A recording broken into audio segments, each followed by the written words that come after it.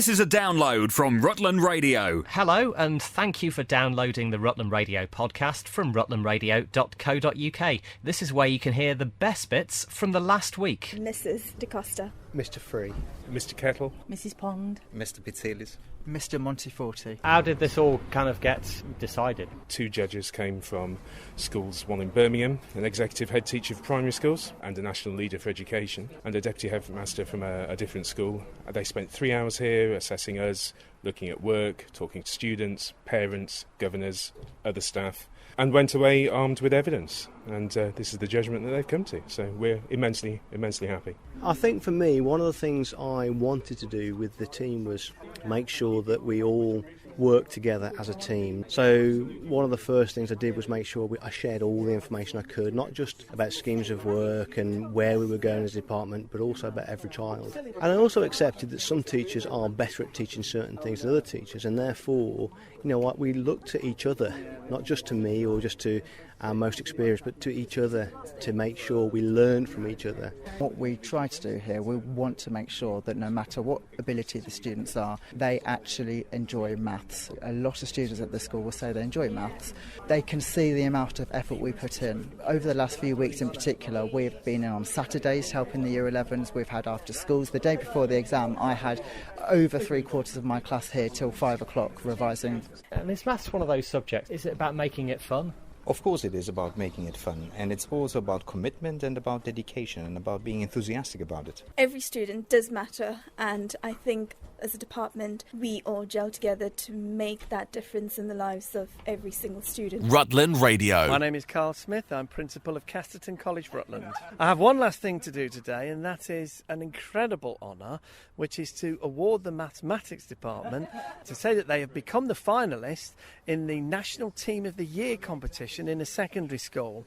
Out of 6,600 schools in the country, they are in the final of the best Ford math departments anywhere. And I think that is an absolutely wonderful announcement, and they don't know, so I'm just about to tell them. And I know there's 2 members of the department not here today. Yes, there are. Unfortunately, Claire Woods wasn't able to be with us today, and also Christina Heames, but both of those are very, very important members of the department, and this is very much a team effort. This is a department award, so credit goes to those as well as all the other members of the department. Highlights from the past 7 days, the Rutland Radio podcast. Yes, Stephen, my husband Stephen John Peachy, he died 2.5 years ago, 2 years and 3 months actually. Suddenly he collapsed at home and he died with a embolism, and I just thought that the hospital supported him and tried their best to keep him alive, but sadly he died of this condition. And I just wanted to give something back to the British Heart Foundation. I wanted to do something that was in remembrance of him. So tell us about what people will be treated to on Saturday night. I mean, obviously the Cottesmore Military Wives have performed all over, particularly in remembrance and armed forces events quite recently. That's right. We're always learning new songs all the time.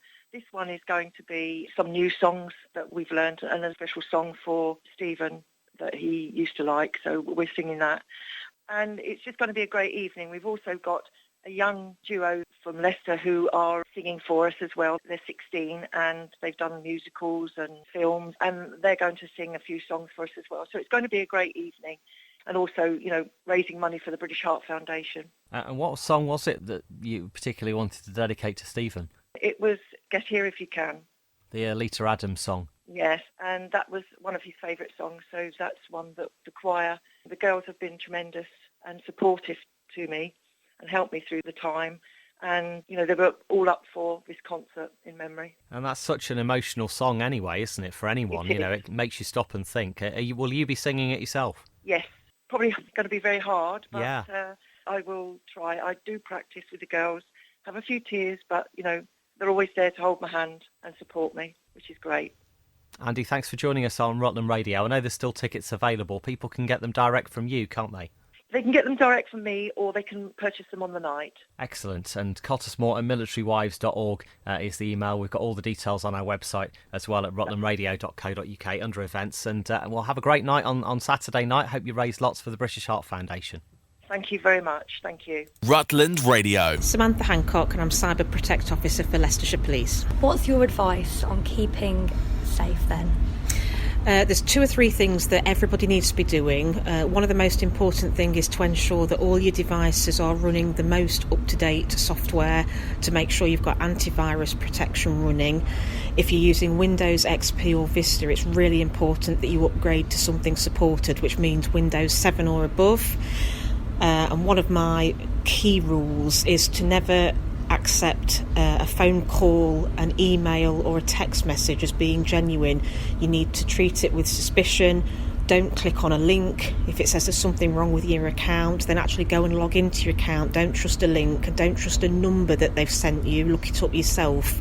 And basically just remember that people send fake things that look real. So be suspicious about everything. And where can people go if they think that they might have had a dodgy email or something and they don't know what to do? Where's the best place for them to get some advice? With things like PayPal or banks, most of them will have a spam address that you can forward those details to, or you can look at Action Fraud or the National Fraud Intelligence Bureau. There are email addresses there you can forward spam to. If you've clicked on a link and you're concerned, particularly if it's a bank account, then ring a trusted number and check everything's okay with your account. But just treat everything with suspicion. Rutland Radio. Me now then, Mark Buttrell, the organiser of Extonbury. Were you the founder as well, Mark? With a neighbour, yeah. It's our neighbour's band, or rather his son's band, was 15 years old at the time. We put the event on as a private party just to give the kids a chance to play live, and it sort of mushroomed from there. And since 2009, it's been a public event raising money for various charities, mainly the air ambulance, and really pleased that we've raised nearly £32,000 over the years, so we're feeling pretty good about that. That's amazing, isn't it? Nearly 32,000 and £10 to go along and see all this music from 12:30. Yeah, starting at 12:30 with the first band. We've got 10 bands on, sort of rip-roaring start. Please, if anyone can get there, I know people are at work in the afternoon on Saturday, but it's going to be a real good start with Article 56. They're a new band, playing music like Johnny Marr and the Black Keys, and then we roll through the afternoon with some folk. We've got a bit of a stomping Irish band, Magoo. We've got country with Finding Georgia, a new find for us last year. Fabulous female vocals and country. Our old friends Out of the Blue, a hard rocking acoustic band. Our outfit, the Extones' own band. A bit of Latin from Los Cajones, another powerhouse rock group, Manky Beds. They're new to the festival. Some funk soul from Inferno, probably the area's best funk soul band, and our headliners this year are The Reason, and they're probably the most in-demand covers band in our area. Absolutely superb. So from 12:30 through to 11:30, you've got solid music, and all for £10. And yeah, quite big local names there, actually. Just thinking of some of those, as you say, The Reason headlining, in Inferno from Stamford as well. You know, that they are the bands that the people will see locally, and you can see all of them for £10. That's amazing. Yeah, and the great thing, of course, is that all of the bands are giving up their time for free because it's a charity festival. So we try to pack as much as we can into one day, into a fairly tight little field. It's not a big field. Please, when you turn up, don't expect to see something the size of Glastonbury. It's a bit of a cheeky name, but we've put everything that we can in that feels the same as a Glastonbury. So you've got some fantastic little craft stalls. We've got scents, we've got jewellery, we've got Lana Del Rey style floral head garlands if you want to sort of have that look, portraits. We've got a raffle with gifts from local businesses and our friends, including a professional set of bongos if you want to get into Latin rhythms. And we've probably got the best festival food ever in the area or anywhere in the UK, really, with the food from the Fox and Hounds, which has developed a real name for its gastronomy. So don't expect burgers. You might get a Beauvais sausage, you might get a pulled pork roll or something really good. That's in the Fox and Hounds paddock, just kind of towards the back, towards the road, isn't it? Yeah. You just come through the entrance arch into the pub car park, and we're in the little field at the back. It's a lovely little spot, and we're going to guarantee to give people a good time. That's Extonbury. Lunchtime till late. The live music kicks off at 12:30 this Saturday and finishes at 11:30. And Mark Buttrell, well done for pulling it all together again. You must actually feel a real sense of relief, when it all kind of kicks off. Maybe on Sunday afternoon when we packed everything up, Yeah. Rob, I think. Just give it a little bit of time till then. But the weather's looking good as well, which is always important for us. It's not going to be too hot, but it is going to be dry, and that's the most important thing. You can pay on the gate, £10 to go, and support Extonbury this Saturday. Rutland Radio's best bits on the podcast. 8 minutes to 9, it's Rutland Radio and Maggie Lindemann and Pretty Girl. So we're live at Oakham CFE Primary School. There is a reason for this. We were hoping to do this at the train platform, but the children who've won this competition are going off on a school trip in about 10 minutes. So we thought, well, we'll bring the show here. Also here with Matthew Thomas and Chris Leach from Cross Country Trains. Now, Cross Country actually run the trains between Birmingham and Stansted that go through Oakham, don't they? Yes, yeah, we call it Oakham twice an hour in each direction. And you've got this competition for a very serious reason. Tell us why. Yes, well, between the 1st of April 2016 and the 31st of March, we recorded 233 incidents at the level crossing regarding misuse. So this was a figure which was staggering to us, which we couldn't let pass by, and we needed to do something about it, really. So what sort of things, do you call misuse of the crossing? It's cars passing by when the barriers are closing. It's people walking across when there's a train approaching. And the reason why we came to this school was because the children, we believe, have got the loudest voice. So their message of promoting the rail safety and how to use it properly will hopefully teach and educate everybody and the dangers of the railway. Now, Chris and I have been kind of looking at these 5 shortlisted designs. Now, we combined 2 of them, Chris. Absolutely. I think they're absolutely brilliant designs. We've got one that says, use your brain, look for a train. And that is a classic strapline, which everybody should think about when approaching a level crossing. And then, of course, we've got the brilliant artwork, danger at level crossings, and the train going through.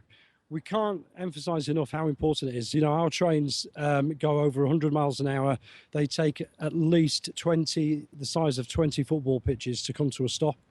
So these trains cannot stop very quickly. And if you were to misuse the level crossing, there is going to be a fatality in the future. So we ask all the young people at Oakham CFE School to create a poster competition. They've done a fantastic job, and they've come back, and we're very grateful. So hopefully the message will go out there. Young people have got the loudest voices, the biggest social network, and they've done a great job in promoting safety today. Now, let's talk to the winners. Can I get your names? Minnie Sheriston. And? Louis Dade.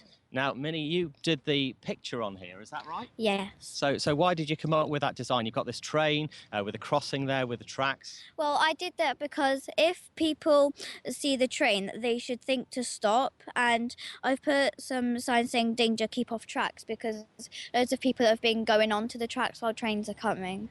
And tell us about the slogan.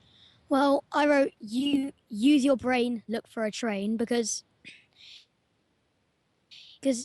people just don't think, and they just walk on the tracks because they can't see the train, but then it just comes. So you both live in Oakham, I guess, do you? Yes. So do you actually use the level crossing sometimes? Yeah, or go I over walk it? over it every day. And so what would you say to anyone who thinks, oh, well, the train I can get there before the train? Well, I would say that you don't cross over the tracks unless there's no trains coming and the barriers aren't down. But I would go over the stairs because that's way much safer. Absolutely. Now, your poster is going to be on display at Oakham Railway Station. Also, I know various other places in Oakham. And Chris, they also win another prize, don't they? They do indeed. Both the pupils here will have a family rail ticket to go anywhere across cross-country rail network. We operate from Edinburgh all the way through to Penzance. We're the UK's largest train operating company, and we're delighted that they're going to be able to take their families on a fabulous day out. Excellent. Thanks for joining us here on Rutland Radio this morning. Rutland Radio. My name's Chris Leach. I'm the Business Community Manager for Cross Country Trains. My name's Matthew Thomas. I'm the Business Improvement Placement Student at Cross Country Trains. Now, tell us about this shocking statistic that Oakham is, way up there, really, for its level crossing misuse. Yes, so between the 1st of April 2016 and the 31st of March 2017, we found 233 reported level crossing misuse incidents at the Oakham level crossing. And what sort of stuff is that? So it's Misuse can be anything from when the gates are closing in, when there's a train approaching, it's someone either in a car or a pedestrian running across the line. So we can't stress the message enough how dangerous that is because of how long it takes for the train to come to a standstill. Chris, why did you enlist the help of some local children here? Well, this is really from Matthew. Matthew's one of our placement students, and he did the research into the areas with high youth crime and antisocial behaviour.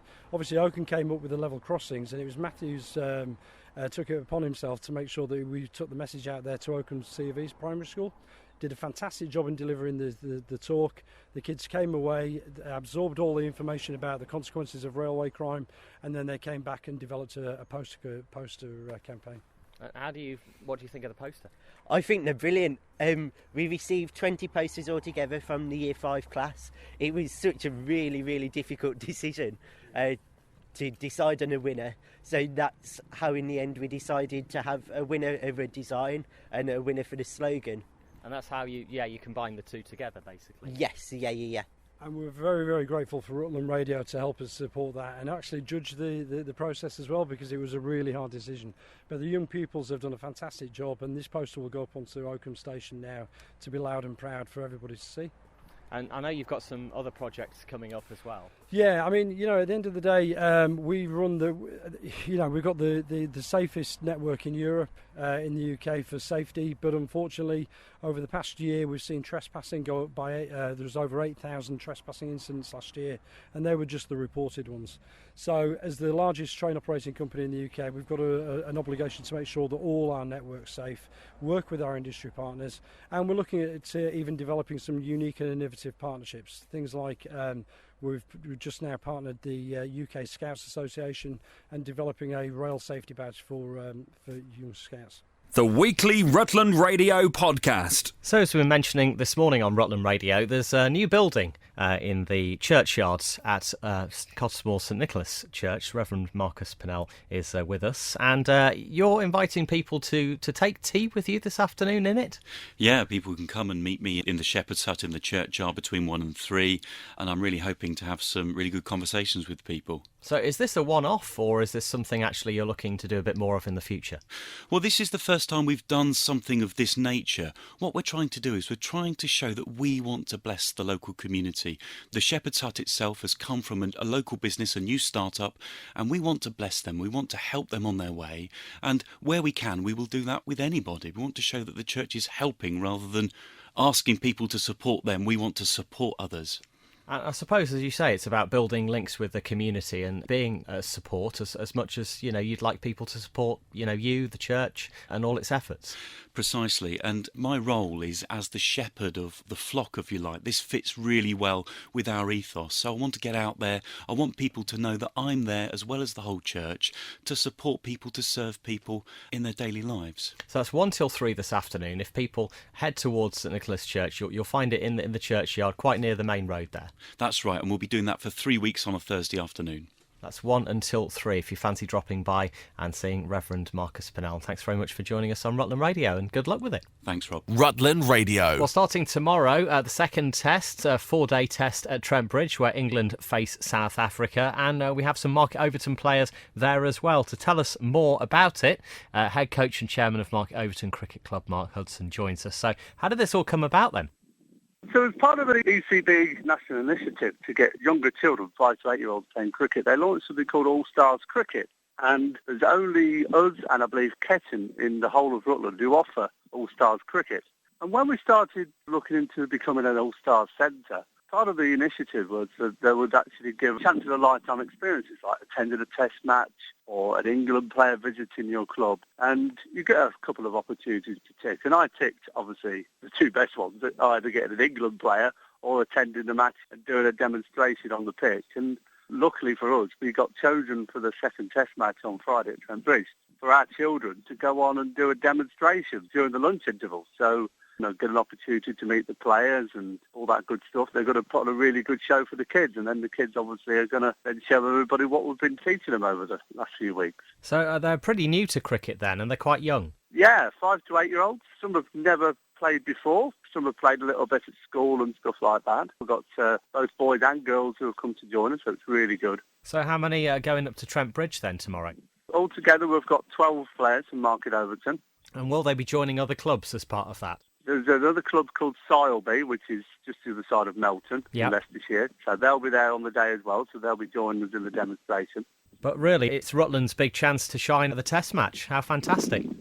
Absolutely, and obviously there'll be a packed house because it's completely sold out. And I should imagine they'll all be encouraging the children and give them a big round of applause. Excellent stuff. Thanks for letting us know about it on Rutland Radio, Mark. My pleasure. Highlights from the past 7 days, the Rutland Radio Podcast. So, Chris, the judging's going on right now. So how are you feeling about this year? I'm very optimistic indeed, because I think we've overcome all the problems that were mounting up really for Oakham, and especially Oakham in Bloom, with the roadworks. So we've adopted the theme Blooming Roadworks. We thought what a stroke of genius that was. And not only that, but the hailstorm last week devastated the plants around the peacock beds, the library beds. But we were very, very lucky that one of our suppliers had an order that backfired, and he got all these plants that he'd got available. So we took them off him, and it just restored some life and vibrancy to all the beds around the peacock. And I do so much like the peacock's headgear, don't you? I love it. I think it's great. A yellow builder's hat on the peacock. That's right. Now, some of them had to be taken down. It was suggested at one time that perhaps to enhance the theme of roadworks, that we could have inverted traffic cones filled as hanging baskets. But on talking to Rutland, our county council, this was not possible because of all the implications on health and safety. We were thinking about wheelbarrows, but you need a licence to have a wheelbarrow sited on the footway, and access groups may have some problem with restricting the width of a footpath. And the hanging cones, every year now, under RCC regs, the brackets themselves have to be tested individually, and whatever hangs from them has to be at least 2.5 metres off the ground. And it just was not possible that you could use this theme for inverted road cones. So it was not possible. So we altered it round a bit. And now there's a lot of shops through the town that have got road cones in, and road triangles, which are sort of roadwork thing, decorated by children from English Martyr School and indeed the Oakham Fifth Brownies. They've made a wonderful job and warming to the theme of Blooming Roadworks. You really had to think outside the box for it, haven't you? Absolutely, yes. And but it's not me. It's a group we work for, a group decision. The committee's come up with the right answers, and we've had the support of all the bloomers. And you should look round now. I don't know how many of them there were, but there must have been 15, 16, 17 people here to say welcome to the judges. And the judges are always pleased to see that those are hands-on. Wonderful. Yeah. Thank you very much, Chris. You're very welcome. Highlights from the past 7 days, the Rutland Radio Podcast. Right, so I've got Seb with me, Sebastian Constable, and you've been doing something really good. Yeah. Can you tell me a little bit more? Well, I've been growing my hair for a charity called Little Princess Trust. They take people's hair and make wigs for children who have cancer or alopecia. So how come you wanted to do it? It all came from Ella. She's my friend, obviously. When she cut it off, she told everyone about it. I was like, wow, that's really good. And I was just like, yeah, I want to do that as well. And how's it been having long hair? Because to be honest, I know I've seen a lot of girls do it, but I've never actually seen a boy actually decide to grow his hair to cut it off. So how's it been? Well, it's been a bit stressful really, because I've been having loads of bullying and from my friends. I'll tell you what, Seb, you're doing something so amazing and they're not. So it's that sort of sticks and stones may break my bones but names never hurt me sort of thing. Yeah, you're doing something amazing and they're not. And when are you going to have it all cut off then? Well, I'm having it cut on Friday at 4:55. Lovely. Are you excited? Are you a bit nervous? Yeah and no, because I can't wait to get it off. It's been hard looking after it because, well, I'm a boy and I had short hair, and I didn't know how to look after it. I think it quite suits you. I think it looks quite cool, to be honest. But it's all going, what style are you going to have when you have it cut off? Well, I'm thinking of a mohawk. Nice. Or something like that. Quite daring. So where can people go to donate some money? Well, it's www.justgiving.com/fundraising/Seb's hair. Lovely. And how much money have you raised so far? £263. Wow. That's really good, Seb. So, yeah, have fun tomorrow when you have it cut off. Rutland Radio. I'm with Claire Kavanagh from Kavanagh's Tea Room, and it's in Oakham. But let's rewind a bit. So before you had the tea room, you've had a pretty hard time, haven't you? Yes, I suppose you could say that. So I've had 2 spinal surgeries, one last year and one then 9 years before that. And I had 2 discectomies, so I was just a little unfortunate and lost 2 discs. But worse than that, lost a little bit of height. So I'm now over half an inch shorter than I used to be. And then last year, which is probably given us reason to get to where we were with Kavanagh's, I had 7 months off the job I was doing then, and that was because of my heart. So they found 2 holes in my heart, but for the 7 months it took till then to figure out exactly what was going wrong, and there was a lot of suspected heart attacks and late night ambulance trips, and then I had the angiogram in December. So I've had a lot of time to think about what I wanted to do, and having a tea room has been something I've wanted to do all my life. And I just thought, if not now, then when? Because you just don't know what's around the corner. So we decided to jump in, and we found the premises in, I think it was late November, and it was coming up for renewal. That's when we got to see and fall in love with Oakham for the first time. So how long did it take for you to transform the place? Because from the outside, it looks small, it looks dainty, it looks very quaint, but as soon as you're inside, it's actually really big. It is, yes. It's like TARDIS. It's beautiful. It's got so much character. It's over 4 floors, 3 to the public. We have what we decided to do is pretty much tackle the whole thing in one go. We took 3 months, morning, noon and night, and it really was very enjoyable. We got some beautiful chandeliers, some gorgeous wallpaper locally, and we tried to keep everything as local as possible, but we also wanted to have it in keeping with the characteristics of the building and how beautiful it is. There's a lot of history. We're looking into as much as we can, but what we found out, it was Oakham's first library. It's also been a greengrocer's. It's been a carpet shop.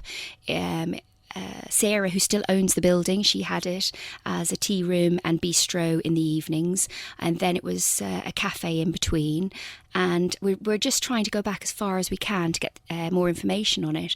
But it's such a beautiful building, and people seem very invested in it because they'll come in, and we've had pictures brought to us about the square outside, and this lovely gentleman brought in a picture recently of when it had a bomb shelter right outside the post office, which I've not seen any pictures of before, and we're collecting quite a lot. So the aim is that we get them all up the wall, going up the stairs from our main room, which is the Earl Grey room, which leads up into the gallery room. So we've already got some very old maps and some very old photos for people to come and have a look at, and we're trying to get as much history as we can on both Oakham and Buttercross House. Rutland Radio's best bits on the podcast. I'm with Hugo Fernley from Bee Vital. Now, why are bees so important to us? Well, I think the most important thing to mention here, Lydia, is pollination. A lot of people kind of see bees as a bit of a nuisance, and okay, they make honey, so that's quite nice, but a lot of people don't actually think about them in terms of the wider food chain. it's widely accepted that roughly a third of all food crops rely on natural pollinators, including bees. And it's not just the fact that, this creates some nice food for us to eat, but in terms of the economic value, it's huge as well. Outside of their really vital role in pollination, they also produce some brilliant products themselves with hugely beneficial qualities, things such as honey we know about, but also pollen and propolis. These are hugely powerful natural medicines that are right there on our doorstep, in the beehive. So is there actually a bee crisis? Is there a decline in bees? There is. Just in the last century, we've lost somewhere close to 80% of the UK's flower-rich grasslands, and that would have been, prime real estate for the bees to go and forage on. In terms of the disease and the parasites, bees are prone to something called varroa mite. It's a very nasty little mite that will attach onto the larvae, and not only is that really detrimental to bee colonies, but it's also detrimental in terms of the way they spread so quickly, because bees get transported around. The last one I just want to mention, because it's really important, but probably the most contentious factor when looking at declining bee populations, and that's pesticides. In the UK, for example, we've seen a real surge in the use of pesticides from around 45,000 hectares treated in 1990 to around 80,000 hectares treated in 2015. So you can see it's something that's on the increase, and a huge amount of focus has been on a certain class of pesticide called neonicotinoids, which is a type of neurotoxin which basically attacks the bee's brain. Now, the problem with these neonicotinoids, when they get sprayed on the crops, they actually penetrate into all parts of the crop, so they get into the pollen and the nectar, and that's where the bees pick them up, and it can be deadly for them. We really need to help these little guys out, these poor little bees. Oh, absolutely. People sometimes maybe put out some sugary water for a bee if it looks a bit limp or a bit tired. Should people still do that? Yeah, absolutely. I think, there's little things you can do on a personal level. Obviously, great to create some nice environments for bees to forage on, so wildflowers are really great for them. Even just dandelions, when they crop up, maybe just don't chop them down straight away. Give them a few months in the early spring, because they're a really key crop for the bees to get that first forage on. If you come across a little bee who looks sort of tired and disoriented and is not sort of flying away, really the best thing is to give them a bit of a sugar boost, so a little bit of sugar in water, give that to the bee, and hopefully that'll give the bee enough energy to find their way home back to the hive and carry on their important work. Rutland Radio. Hi, it's Lydia, and I'm at Rutland Water. I literally can't get away from the place. I love it here, but I'm not actually by the water. I'm not on a walk, and I'm not cycling either. I'm actually by Normanton Church in an ice cream van. So, Andy. Hi there. You're teaching me how to become an ice cream man or a woman today. I am indeed, yes. Your ice cream, it's not the swirly whippy one, it's a scoop. So is that any easier? No, it's a little bit harder. However, it's better for the environment. No diesel engine running, so we just plug it in at night, and you can serve all day long. Keeps it cold all day long. So. And you mentioned all of your plates, your pots, even the spoons. They're all biodegradable, aren't they? Yeah, I've got a tea and coffee trailer, and everything is compostable. So if people throw it away rather than throw it in the bins, it all biodegrades. How long have you been an ice cream man for then? About 12 years, on and off. In between other things, so yes, I love it. And what's the most popular ice cream that people ask for around here? It's got to be a 99. Really? Yeah, definitely. Bit of raspberry sauce. That is the classic. Yeah, and also the local ducks like it as well. Do they? Yeah, as you can see. So I'm going to have a go and make an ice cream. Okay. And then you'll have to have a go, and we'll have to take a photo. Yes. And then compare. Yes, take a photo and compare and see what the listeners think. Okay, that's a brilliant idea.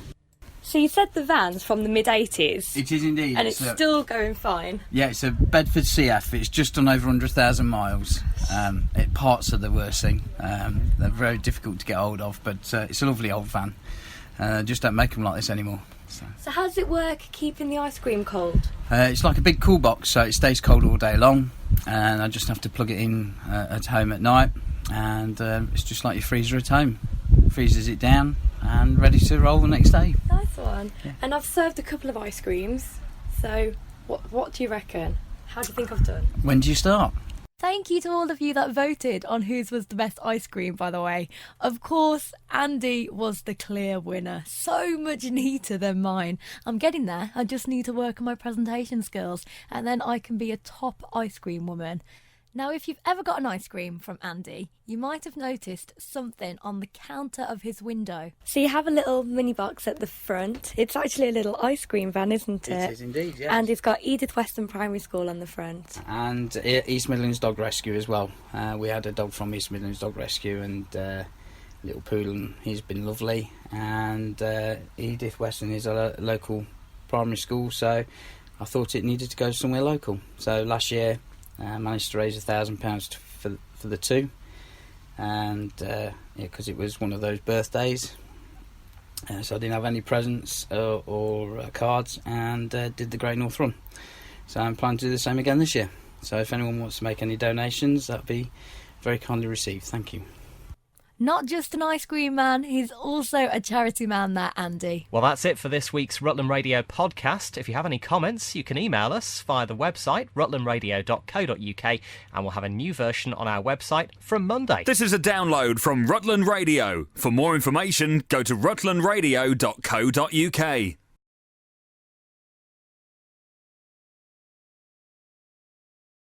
This is a download from Rutland Radio. Hello, and thank you for downloading the Rutland Radio podcast from rutlandradio.co.uk. This is where you can hear the best bits from the last week. OK, John Marshall, and I'm the Angling Water Fisheries Manager. And 40 years of fishing here. I mean, it's hard to mark a Rutland Water anniversary, isn't it? Because it took so long to actually fill and so long to build in the first place. But 77 was the year that you actually started all this. That's correct, Rob. It opened in, I think it was the 2nd or 3rd of May, 1977, and a day ticket cost £3. And how much is it now? £26, or you can get one a bit cheaper for 22 or 3, but 40 years on, still good value for money, mind, and still excellent fishing. And how did you actually develop it? Because it must have been literally just a huge expanse of water. You know, trout are added every year, even now. Yeah, the stocking for the reservoir has changed a lot over the years. In the early days, a lot of smaller fish were introduced to hopefully naturally grow on, but more so what we've learnt today that's different from those days is we stock far bigger fish, so they're more in the region of £2 when they go in. So actually anglers today are more spoilt, but we do that because we find the bit larger fish do better against the predators. You know, more fish get returned to the anglers if they go in a bit bigger. And it's quite unique, really, isn't it, in the way that Rutland Water works, in that you've got the nature reserve side, the water sports side, and yourselves, you know, and obviously all the leisure activities like the cycling as well. Yeah, it's absolutely fantastic, as you say, and there's sport for all, there's something for everybody at Rutland, but the fishing for us is absolutely huge. It's the Wembley of fly fishing in our eyes, and it really is a tremendous place to come and actually learn and fish. But as you say, lots of other things, the beach, everything else that goes on. I mean, some days it's just so busy, but fantastic place to be. Very nice. The people that have been here over the years, I mean, I mentioned to you a second ago, Chris Tarrant was there on the opening weekend fishing. He's been back several times. I met Bernard Cribbins some time ago. He said he came up here sometimes. You know, a lot of people, well-known people. Yeah, that's correct. We've had lots of celebrities. We've had Vinnie Jones. He's been and fished it. Phil from EastEnders. Not I mean, Grant, yes, yeah, Phil. yeah, that's him, yes. Yeah, that's him. But yeah, lots of celebrities have been and enjoyed it. And fly fishing's something that, you know, everybody takes part in and enjoys. So yeah, good range of people that have been over the years. And how long would it take for someone actually to become proficient in it, do you think? You can have a day course, and that should set you up to be able to go out and fish, of which we do them all the while at Rutland, about every 2 or 3 weeks. At all of our waters, there's at least courses every week. But yeah, once you've had a course, you'll be able to start, and then meeting people like you do, all the anglers on the bank and down at the lodge, they are all very helpful. They give you flyers and they teach, you know, so you learn it then as you go on. It's quite easy, and it's not too expensive, to be fair. You needn't spend a fortune on tackle. You can start relatively cheaply. It's good. And tell us about the rest of your open weekend. It's this weekend that's the 40th anniversary. Yes, well, today we've just got people out. It's interesting, we've got a lot of people that haven't fished Rutland at all, so it's for the first time.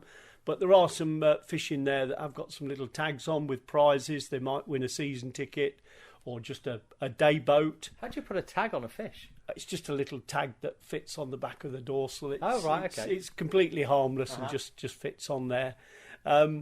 But yeah, so just a bit of fun, really. Just, we've got a cake to cut and eat, pass round tonight, and generally just having a bit of a fun weekend with the locals. And there's some old photographs in the weighing area, and actually that's been fascinating, just seeing the people reminisce of all the old days and things that have gone by. So yeah, it's been really nice. And how long have you been here?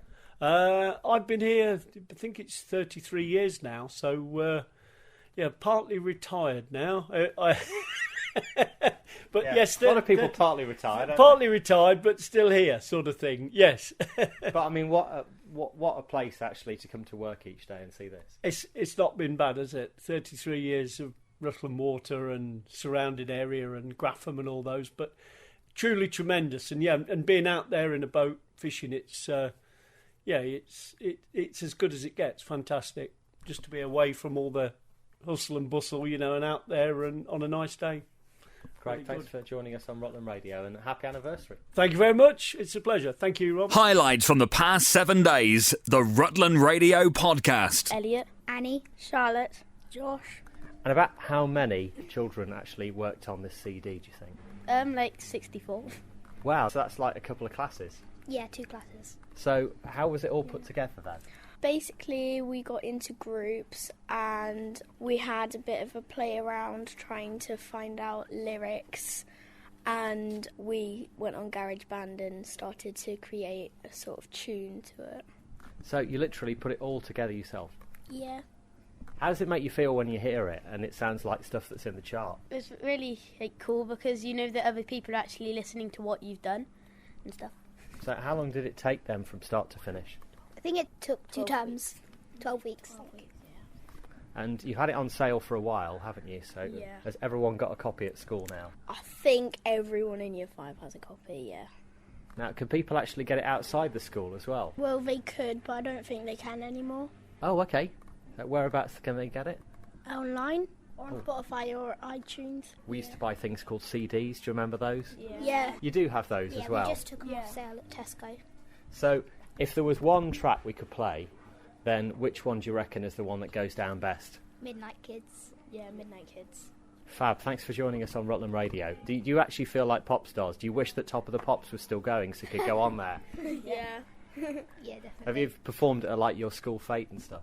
At the proms, the Lincolnshire school proms, at half time we were selling them and they were playing it over the sound system thing. Actually, before we go, I must talk to the driving force behind this, Mr. Gumbolt. Now, hello. You've actually not only you've come, I guess, to school with music experience, but you've been recognised for that as well recently. That's right. Yeah, I was named 2017 Inspirational Music Leader of 2017, I suppose. For Lincolnshire. Yeah. That's quite an honour. I was really, really proud of that. Really chuffed. And I guess that's off the back of what we've just been talking about, really. That's part of it, yeah. The work we do with choir as well and the rock band, there's all sorts of music going on in this school, which I'm incredibly proud of and privileged to be a part of as well, especially with guys like these that are just so enthusiastic and talented as well. So do you think Mr. Gumbolt deserves his award then? Yeah, definitely. Yeah. Rutland Radio. Ethan. Drew. Erica. Layla. Eden. Tell us about the programme. We're with NCS, which is National Citizen Service, and for the first week you get sent on an adventure course where you do all sorts of team building activities. For the second week you visit a university, so for us it was Nottingham University, and you learn how to live life as a student and you learn all sorts of CV material. And then for the last 2 weeks, you get to work on a project as a whole team, trying to aid the community, anything. So what have you been up to? So we're currently at the Market Deeping Cricket Club, and we've been building a fence to help them out, among other things, because we're so efficient, as it turns out, that we need to do more than just build a fence. You mean actually you finished early, so they had to give you more to do? Well, exactly. I mean, we are that good. So we've built a couple of chairs and whatnot as well. It's all going very well. Very proud of the team. So, you're raising funds later this week? Yeah, we're doing a cake sale to raise money, and we're also doing more charity cricket and stuff like that as well. So So it's Friday afternoon from noon till 4. So where's that money that you're going to make? Where's that going to go? The money's going towards the Lions Club in Deeping, and it's going to here as well. So for charity cricket, are you actually playing as well? I think so. What's your specialty? Bowling. Excellent. Can't wait. So it's noon till 4 this Friday, and basically you want as many people to come along and support your last 2 weeks, and then I suppose that's it then, isn't it? And then you kind of all go your separate ways. And we have a big graduation ceremony towards the end of August, I believe 29th, which is going to be held in a club in Lincoln, the home club in Lincoln, and we all get back together with the other teams who are from other places like Sleaford, Newark, and we all get together to see each other and receive our awards. And this whole NCS programme isn't compulsory, is it? This is just something really that you choose to do and come together. And would you recommend it to other people? Yeah, it's like you can make for friends and stuff like that. And yeah. Excellent. Thanks for joining us on Rutland Radio. Good luck on Friday. So it's noon till 4. You just want everyone to come along and support you. Yeah. Rutland Radio's best bits on the podcast. So Amelia, first of all, tell us how this all came about. Now we remember the event that you did on the Meadows, which was really successful.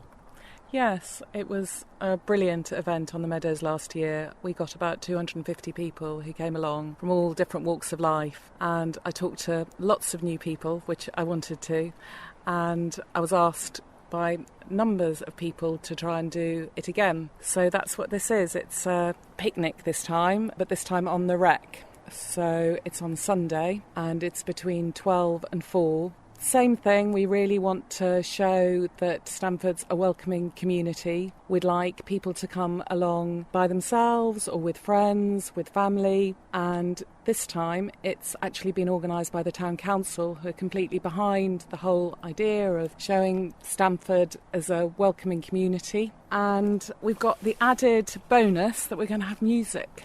The bandstand on the recreational ground has just recently been powered up, and I think this might be one of its first goes with electricity. And there's going to be blues and folk music, all kind of local bands, and the main act is a band called Zarakan, a blues band, who'll be on at 3. There's also going to be poetry. Some of the poets from Pint of Poetry who meet at the Cellar Bar are going to come and do some recitals. And also for all budding musicians and thespians, there is going to be the possibility to have your own spot at the busking session between 12 and 1:30. So bring a guitar, bring some poetry, anything you like, and you can have some fame at the same time. And it's all free, open Yes. to anyone really to come along. Yes, it's all free. We're not providing any actual picnic materials, so please bring blankets and your own picnic. I'm going to try and find a spot near the bandstand with a banner saying something so that you can recognise me, perhaps Stamford Town Council. And especially if you've come along by yourself and would like to meet people, come and talk to me. And I'm going to try and have some material with me about other things that are going on in Stamford. And this is one of your big passions, really, isn't it? To bring people together. That's how it all started. Yes, it is. It kind of happened last year when I kind of realised that there was some sort of difficulties between various different communities after the kind of Brexit vote, although it wasn't particularly connected with Brexit. And I still feel that it's a kind of fundamental point of being happy of where you live, is that you feel happy in your community and connected. And I suppose I feel that very passionately because my son died nearly 4 years ago, and it was a lot to do with the community in Stamford who got me through the whole thing, his illness and his death. People were so supportive and kind, and we just felt that support so strongly, and that's why I'd like to give back, really, to the community. Rutland Radio. Now, if you fancy yourself as a bit of a groover and a mover, then there's a charity dance-a-thon happening at Vaudeville Sports Centre on Sunday, and Anne Warren is the organiser. So, Anne, what's happening at the dance-a-thon? 4 dance classes on offer, so people can come along and they can join in one class or more classes and just give a donation to take part. We've got 4 classes. At 10 o'clock we've got dance inspired by the musicals. At 11 o'clock we've got rock and roll. At 12 we've got Zumba. And then at 1 o'clock we've got line dance. And there's also going to be some demos for people to watch. And which charity is it for? We're raising money for the charities that are supporting local baby Lucy. And she was diagnosed with a cancerous brain tumour in September when she was just 5 weeks old. So that we're trying to raise money for the charities that are supporting her, because her family want to raise money for Click Sargent, Anna's Hope, East Anglia Children's Hospice and Beads of Hope. And if you want to come along this weekend, do you have to book in advance or can you just turn up? Just come along and join in the fun. The weekly Rutland Radio podcast. Welcome back to the area, Phil. Obviously, we last spoke, I think, when you were working with Oakham School for some time. It was a while ago, wasn't it? Yeah, it was indeed. Was that about 6 years ago? Yeah. I think it probably would have been, yeah. So how's the game been today? I mean, obviously it's all for charity and for a great cause. Yeah, it is a great cause. I've been coming here for the last 3-4 years, and it's always a fun day. We've been very blessed. It's only 1 year where it's rained. Generally, the weather's been superb. And it's wonderful seeing all the kids playing the quick cricket and everything else. And the exhibition game is just, being with the lads, it's just a bit of fun, really. Now, obviously, the local legend's giving you a run for your money today? Well, I hope not. I mean, we've put on a good total, so now it's just got to sort of wind the old body and then get it going to try and get a few balls down in the middle. Great, thanks for coming along today. So, will we see you generally at games like this sort of around the country for different sides? I know you play for the Bunburys, for instance. Yeah, mainly for the Professional Cricket Association, the PCA. You'll generally see me around there, but that's about it, really. Great, good to see you here in Stamford today. You too, great to see you. Thank Cheers. you. Rutland Radio. Hello, I'm Nicola Pazziesca from the Ahimsa Dairy Farm. Now, you're here at the old station site at Manta. The sun's shining today. You've thrown open your doors so people can see what you're up to. Now, dairy farming in Rutland itself is a real rarity anyway, isn't it? It is in many counties of the country. You know, dairy farms have been going out of business. Small family farms have been going out of business, sort of left, right and centre. Even in, really big counties like South Yorkshire, Sheffield, there's one dairy serving the whole population. And is that really all due to the price of milk being driven down by the supermarkets and market forces? Yeah, I mean, supermarkets do bear quite a lot of responsibility. Obviously, they've sold milk as a loss leader. There's also issues with the processors, and farmers get squeezed in the middle. So either they scale up, assuming they have the money to do so, and a lot don't, or they retire and get out. But I do think there's been something of a renaissance, in smaller micro dairies making a comeback. I mean, obviously, we are different again. The sort of dairy we do, we're entirely slaughter-free, and we retire our cows when the productive days are over, and the bull calves we're all going to train to work on the land. So this is very ethical farming, about as ethical as you can get, I suppose. Well, absolutely. That's what we strive for, is the highest ethical standards, that we can. So, do you actually get cows here that maybe are coming towards the end of their lives that maybe you can give a sort of brighter future to, or? Well, no. I mean, our cows, when we originally started out, we had cows that were selected for so they were different ages. So they're obviously not all going to, become old at the same time. I mean, our oldest retired cow now is getting on for 13. And obviously a cow can live until she's 20. I mean, sadly, that's not the case in much of the conventional dairy industry, where, cows are culled when they may be 5 or 6 years of age. As soon as they become less productive or have any health problems, they're being culled. And obviously what happens to boy calves, is pretty awful. I mean, most of them, don't get to see more than a few days of life before they're killed. I mean, if they're lucky, they end up as veal. So, tell us what you're hoping to achieve today, really, by actually opening your doors here. Well, we're particularly keen today to see people from the local community. I mean, we've just moved to Rutland. We think it's a beautiful county, and we very much want to be involved, with local people and have local people, get to know us and the calves. I mean, obviously, there are a lot of people that have come from all over the country here today, which, we're really very, incredibly, impressed, grateful for. It's just really nice. So what are the numbers that you've got here in terms of the herd and the capacity you're hoping to get from them? In terms of our total herd size? Yeah. Mm-hmm. Yeah, I mean, we manage the size of our herd very carefully. At the moment, we've got just over 30 animals. And I mean, obviously things change and we try to be flexible, but really we don't want to have a herd that's probably greater than maybe 60 to 70 in the future. We do manage our herd size carefully because obviously we've only got a limited amount of land. And where will you actually, look to supply? I mean, I've had a taste of your milk straight from the cow. I mean, it's as pure as it comes. That seems to be the way things are going. And then you get the regulation saying, oh no, you can't do that. Well, obviously you can. Yeah, I mean, obviously you can do raw milk. Obviously, we have to be, we have to be licensed by the Food Standards Agency. We will shortly be doing pasteurised milk as well, and that is a local authority licensing, Environmental Health Department licensing thing. And then eventually we will be doing cheese and yoghurt and other products as we get approvals. Everything has to be approved. I mean, at the moment we just supply London markets. We do a doorstep delivery in London. I mean, we get people locally asking us for milk, and then, if we can arrange a time, if they contact us, then they can come to the farm. Excellent stuff. So people can come and see this afternoon between now and 6. Just head down the Wing Road. You'll see its signs sort of as you head towards between Manton and Wing, basically. Yeah, I mean, people are very welcome. As I say, we'd really like to see local people. I mean, lunch will be provided, and you can also get our milk. And how does it feel actually being one of the only 2 dairies, of farms in Rutland anyway? That's it. I don't think there's any more other than one towards Whitsunday and you. No, and I mean, I think it's very sad what's happening, because there was a big report out this week about, the rise of mega farms, and they are creeping over the country, and they're just dreadful I think they're dreadful for the animals. But as you can see, we're right by the old station, right, literally by the train track here. Yeah. The cows have got used to the noise of the trains. No, but I mean, mega farms, people are totally out of touch, with the communities. It's a dreadful situation for animals. And, I just think, small is best, really. Well, that's it for this week's Rutland Radio podcast. If you have any comments, you can email us via the website, rutlandradio.co.uk, and we'll have a new version on our website from Monday. This is a download from Rutland Radio. For more information, go to rutlandradio.co.uk.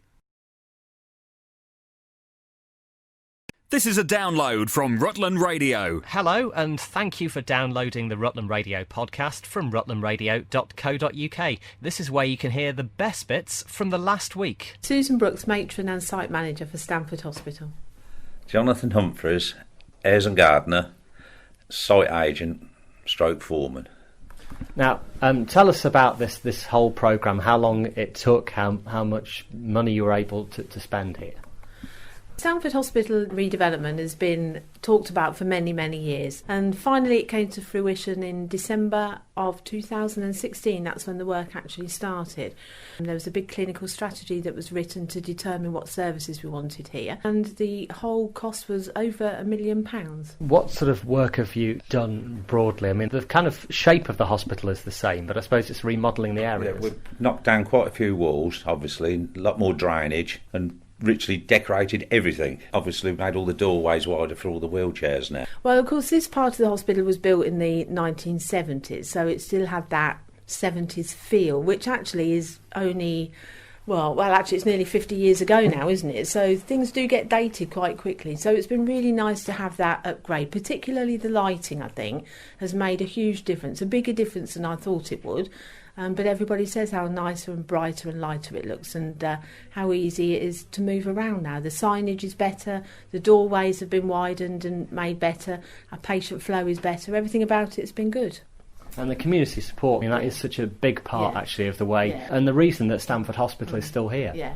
Our community support here is phenomenal and always has been, well before the redevelopment even started. We have a very active friends group here. We have a wonderful volunteers team. The town council are hugely supportive. Everybody in the town, really. I think they really appreciate the fact that a town of this size has still got a hospital, and because of that, absolutely love it and want to see it go forward in the future. My name's Jo Currier and I'm the Deputy Sister at Stamford Outpatients Department. Over the last couple of years, we've developed the service a lot in different ways, particularly in areas such as ophthalmology, where we've had new pieces of equipment and we can do further tests here that previously people would have had to go to Peterborough to have done, such as scans of the back of their eye and the biometry measurement for cataract operations. My name's Rosie Colcott. I'm the lead nurse for the lymphedema service provided by the Trust. And this has recently moved from Peterborough to Stamford? Yes, we've been here now a month. We were primarily based at the Robert Horrell Macmillan Centre in Peterborough. We've been there for many years. Most people have to travel for appointments anyway, and particularly for a specialist service. I would say probably a third of our patients are from Lincolnshire anyway, so for that group of patients it's a lot nearer. We've got new clinic rooms. We are camping at the moment with our admin team, but we're moving into a new office area as well. Looking back on it now, I mean, you've had, well, a few months of disruption, not even a year of disruption. It's been an interesting exercise because, of course, we've had to run our services as a hospital while we've had lots and lots of builders, contractors, painters, decorators, plasterers on site. However, I think we've worked together really well. The foreman, who's here with me today, has kept me fully informed as to what's going to be happening week by week. They've kept the dirt and the dust to a minimum, bearing in mind it has been quite extensive building work. And I think it's been great for everybody, actually, to have the builders on site, meet a few different people and just working together for the benefit of the patient in the end of it. We've enjoyed it. However, I will be glad when they've gone. That's charming. Have you anything else to add? Well, apart from thanking the builders, of course, for all the wonderful work they've done and thanking the Trust for investing, I personally would really like to thank all the staff who work here because they've had to work in quite difficult circumstances in the last few months and they've done it without complaining and just got on with the service and the business of looking after patients, and that's testament really to their commitment and their professionalism. And I suppose by having some services that are exclusively here and also your visiting clinics, that does help secure its future, doesn't it? Oh, I'm sure it does. I think the more variety that you've got on the site, the safer a hospital is. I have to say, though, that the Trust is really committed to the site here and has said on many, many an occasion that they are fully committed to the long-term future of Stamford Hospital. So I have no concerns that this hospital won't be here in 20 years. I'm absolutely sure it will be. Highlights from the past 7 days, the Rutland Radio Podcast. Yesterday was the Sandringham Flower Show, and John and the team at Rutland Willows got gold for their Memories of Jeff Garden. John, this is all about Jeff Hamilton and the legacy, and I know you knew Jeff at Barnsdale so well. Yes, Rob, I knew Jeff very well, and I am a trustee of the Jeff Hamilton New Gardeners Foundation, who take on apprentices, give bursaries, etc., to young gardeners, basically. Now, so we did it for that reason. And the Sandringham Flower Show has had, for a long time, Rutland connections through yourself. It has. I've been involved many years, first of all with Rutland Willows, and then later on, 14 years ago, we started doing the show gardens, and I built one every year since. But I also run the show gardens, a rural crafts marquee, and the horticultural talks marquee. So on the day, it's quite busy. I can well imagine. Of course, we know you so well from all the country crafts that you still do around Rutland and Rutland Water. But as you say, Sandringham very much a full-time job for the week. You're there till the weekend. But if people actually literally are in the car at the moment, heading possibly Sandringham direction, they might be able to catch a bit of what people actually saw yesterday at the flower show. Oh yes, they might see a bit of it. Yeah, they may well. So, traditionally, Thursday's knockdown day, and it's amazing, really, how quickly it all disappears, really. I can well imagine. So tell us about the day itself as yesterday. Of course, you had your customary royal visit from the Cornwalls, Prince Charles and Camilla. Yes, that went very well, very popular as always. Runs like clockwork. There are two very large marquees which the royal party walk through, and people get introduced to them, and then the royal route to walk all the way back to Sandringham House, meeting people on the way. And tell us about your gold-winning garden. Tell us, if you could describe it on the radio. Right, well, basically you've got an 8-metre square garden. Crikey, it's a bit windy there, John, I can tell. I got an 8-metre wide garden. Could you just repeat that? Yeah, it's an 8-metre square garden. That's what they call a large plot. And in mine, basically, as I say, it's memories of Jeff. I made a hazel bench with some slices off an alder tree as the backing off the rounds. Quirky little bits within the garden that I remember Jeff for, mixing the veg, saving his own seed. So we've let the sweet peas go to seed, and the artificial stone that Jeff used to make. We've got a plinth made of it. That was in the centre of the garden. And we had the bust of Jeff from Barnsdale there on it. And if people are linked to us on Twitter, they can actually see that picture of you being presented with your gold. Is this your first gold at Sandringham? No, second, actually. Second. I had one last year as well, believe it or not. After 14 years, I get 2 on the run. And, how does that feel, actually, reflecting on those wins? For me, personally, it's nice. I always do my garden for a charity. And this year, obviously, for the Jeff Anderson. But I'm more pleased for the charity and for my 2 son-in-laws who built it. As you know, Martin now runs Rutland Willows for me. My other son-in-law, Johnny Baker, runs Farm and Garden Limited. And they're the physical workers. They do all the donkey work for me. Because you only get 4 days to actually build a show garden. So in a way, it's kind of more challenging than, something at Chelsea where you get weeks to do it. Oh yes, yeah. This is the challenge. We actually had a gentleman that has been at Chelsea and Tatton and wanted a full week to build it. Of course, he couldn't because that's not the competition. So the standard over the years has risen, to be honest. It's got quite a reputation for itself, the show garden. Well, we look forward to the Sandringham Flower Show returning. It'll be the last Wednesday in July next year, will it be? It will be indeed. It's always the last Wednesday, and then we can get the royals involved, i.e. Prince Charles, the Duchess of Cornwall. They put it in the diary from one year to the next, you see. And hope that a lot of people listening to this around the Rutland radio area can make it over as well, John. And congratulations on your second gold in a row. Thanks very much for joining us. Thank you very much indeed, Rob. Rutland Radio's best bits on the podcast. I guess I was a journalist sort of in my late 20s, early 30s. I was working in film and TV and advertising. That season was kind of coming to an end, and I was trying to sort of find some deeper meaning to what I was doing. So I sort of went on a sort of spiritual journey, so to speak, and decided the best thing to do would be to go to America. And some of my friends had attended a school out there called Bethel Supernatural School of Ministry, which I always tell people it's the Hogwarts for the Lord. And it does sound, even the name sounds a little bit kind of... Yeah, or magical, either or. Yeah, let's go with magical. The Disneyland for Christianity.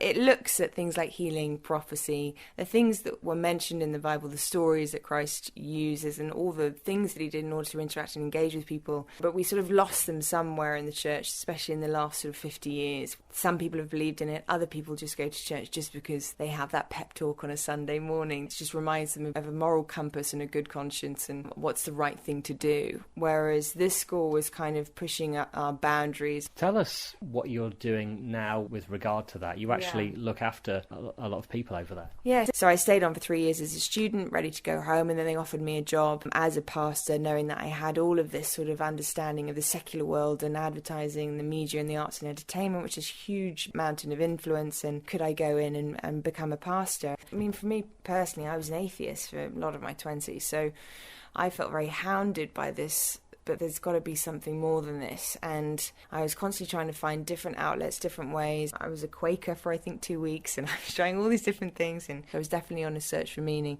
For me, I was inspired by other people's transformations, and I was watching their strengths being amplified and their weaknesses diminishing, if that makes sense. Tell us about the statistics, actually, that you've witnessed. Yeah. As a pastor now, I have probably about 65 students. and probably 3 couples I'll have that are married. Maybe even more will be married, but their spouse may not be in that group with me. They'll just be beautifully authentic and honest, and they'll say, look, this is where we're at, this is how tough it is now for our marriage. And they do this wonderful job of just surrendering to trusting me, and I'll bring in a team of everyone from family therapists to marriage counsellors to guidance to coaches over a 9-month period, and the transformation is pretty phenomenal. And they go out and then start helping other couples, going, we found some keys that might help you. Really brought around this thing of like, I think anyone could get through anything in their marriage as long as both are willing to take part in the journey. The weekly Rutland Radio podcast. My heart goes out to everyone affected by the fire yesterday at Church Street, Braunston. A fire from a car is said to have spread to that thatched roof of that house on Church Street. Hearing in Braunston yesterday how much the community was rallying round, how the old plough, the pub there, were feeding the firefighters and the police who were there all day yesterday. The firefighters were damping down well into the afternoon. That thatch still had some heat in it, and it was still kind of smouldering there. And I know they were wondering how to actually do that and get it all sorted. But also those who were living in the house, my heart so much goes out to you. And I know everyone in Braunston is trying their best to help. In fact, I even heard of a family who were getting a house, I think redeveloped or possibly refurbished in some way, and they were looking possibly to even let you live there so they don't move back quite so early whilst you get yourself sorted after losing your home there from Church Street in Braunston. Well, that's it for this week's Rutland Radio podcast. If you have any comments, you can email us via the website rutlandradio.co.uk, and we'll have a new version on our website from Monday. This is a download from Rutland Radio. For more information, go to rutlandradio.co.uk.